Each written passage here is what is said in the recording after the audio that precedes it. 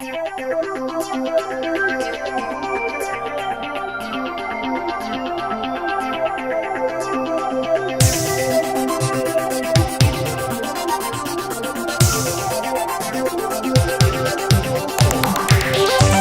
CES 2018, the GameSir booth didn't disappoint.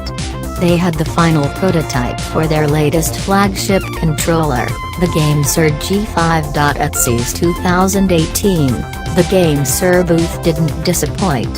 They had the final prototype for their latest flagship controller, the GameSir G5.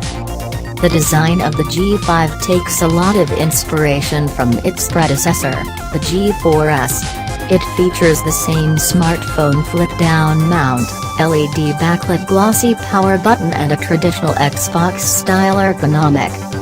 Where it breaks away from tradition, is in by replacing the right analog stick with a dual-functionality touchpad.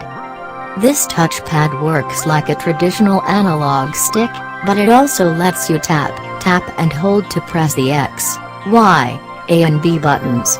In a MOBA game, it means you can aim and fire with the same finger just like you would using a touchscreen, but with the added ergonomic comfort of a gamepad.